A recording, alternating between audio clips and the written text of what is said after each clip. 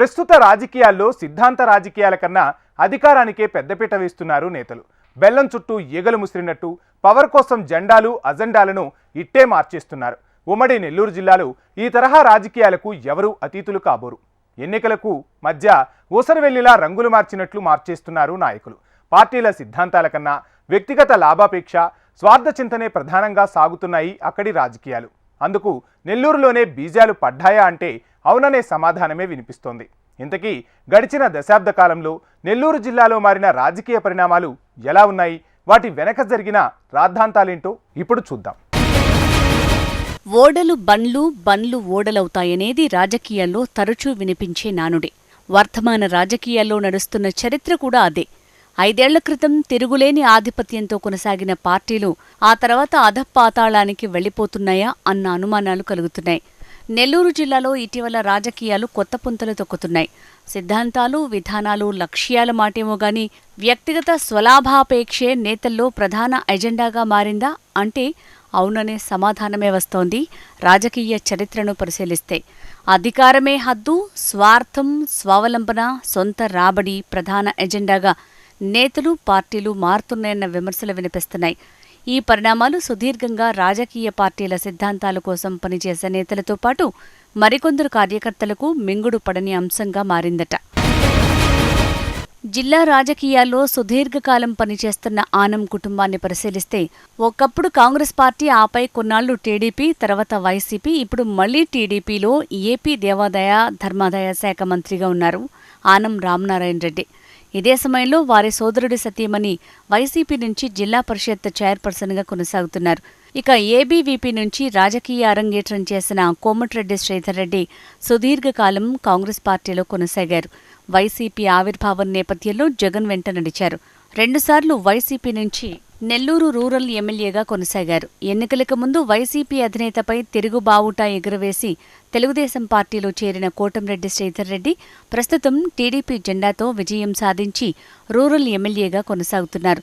ఇదే తరహాలో ఆనం రామనారాయణ రెడ్డి, మాజీ మేయర్ అబ్దుల్ అజీజ్, ఉదయగిరి మాజీ ఎమ్మెల్యే మేకపాటి చంద్రశేఖర్ రెడ్డిలు టీడీపీలో కొనసాగుతున్నారు.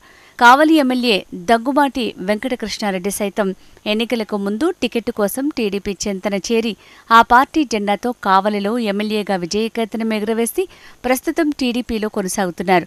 ఇదే నియోజకవర్గం నుంచి ఓసారి ఎమ్మెల్యే, ఆపై రాజ్యసభ సభ్యునిగా, వైసీపీ నుంచి రాజ్యసభ సభ్యులుగా కొనసాగిన బీద మస్తాన్రావు ప్రస్తుతం టీడీపీలో చేరి తిరిగి ఎంపీగా రాజ్యసభలో అదే స్థానంలో కొనసాగుతూ ఉన్నారు. ఇక నెల్లూరు పెద్దారెడ్డిగా భావిస్తూ ప్రస్తుతం లోక్సభ స్థానానికి ప్రాతినిధ్యం వహిస్తున్న వేమిరెడ్డి ప్రభాకర్ రెడ్డి సైతం ఇదే తరహా రాజకీయాలను కొనసాగిస్తున్నారు. ఎంపీ వేమిరెడ్డి ప్రభాకర్ రెడ్డి సతీమణి వేమిరెడ్డి ప్రశాంతిరెడ్డి ఎన్నికల ముందు వరకు వైసీపీలో కొనసాగుతూ టీడీపీ బోర్డు మెంబర్గా ఉన్న ఆమె సార్వత్రిక ఎన్నికలకు ముందు భర్తతో తెలుగుదేశం పార్టీలో చేరి ప్రస్తుతం కొవ్వూరు శాసనసభ్యురాలిగా ఉన్నారు. అధికారమే హద్దుగా ఆయన సుదీర్ఘ రాజకీయ ప్రస్థానం కొనసాగుతోంది అంటే అతిశయోక్తి కాదేమో అంటున్నారు రాజకీయ విశ్లేషకులు. ఇదే తరహాలో ఒకప్పుడు కరడుగట్టిన కాంగ్రెస్ వాదులుగా పేరుగాంచిన మాగుంట కుటుంబం వరుసగా టీడీపీ, వైసీపీ తిరిగి ఇప్పుడు టీడీపీ నుంచి ఒంగోలు ఎంపీ స్థానంలో కొనసాగుతున్నారు. 2019 ఎన్నికల్లో జిల్లాను స్వీప్ చేసిన వైసీపీ ఇప్పుడు 1-2 చోట్ల మినహా మిగిలిన అన్ని చోట్ల ప్రతిపక్ష పాత్రకు పరిమితమైంది. సార్వత్రిక ఎన్నికలకు ముందు వెంకటగిరి, సూళ్లూరుపేట, నాయుడుపేట, గూడూరు, కావలి, ఆత్మకూరు, బుచ్చిరెడ్డిపాలెంతో పాటు నెల్లూరు నగరపాలక సంస్థలో అధికారాన్ని కైవసం చేసుకుంది వైసీపీ. కానీ రాష్ట్రంలో అధికార మార్పిడి జరిగిన మరుక్షణం నుంచి స్థానిక ప్రజాప్రతినిధులతో పాటు ప్రధాన నేతల జెండా, అజెండా పూర్తిగా మారిపోయింది.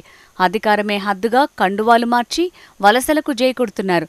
ఎన్నికల ముందు వరకు వైసీపీ కండువా కప్పుకున్న కార్పొరేటర్లు, కౌన్సిలర్లు, జడ్పీటీసీలు, ఎంపీటీసీలు, ఎంపీపీలు ఇప్పటికే 3 వంతులకు పైగా జెండాలు మార్చేశారు. ఇందుకు కారణం స్వలాభాపేక్ష, అధికారమే హద్దు, అదే వ్యక్తిగత అజెండా అన్నది ఈ పరిణామాలను బట్టి అర్థమవుతోందంటున్నారు రాజకీయ విశ్లేషకులు. అధికారమే హద్దుగా జెండాలను మార్చడంతో ప్రధాన నేతల నుంచి గ్రామస్థాయి లీడర్ల వరకు లాభాలు పొందుతున్నారు. ఇదే సమయంలో మొదటి నుంచి పార్టీ సిద్ధాంతాలను నమ్మిన వ్యక్తులు, కార్యకర్తలు ఈ పరిణామాలను జీర్ణించుకోలేకపోతున్నారు. సిద్ధాంతాలకు కట్టుబడిన నేతలు, కార్యకర్తల పరిస్థితి అగమ్య గోచరంగా తయారైందట.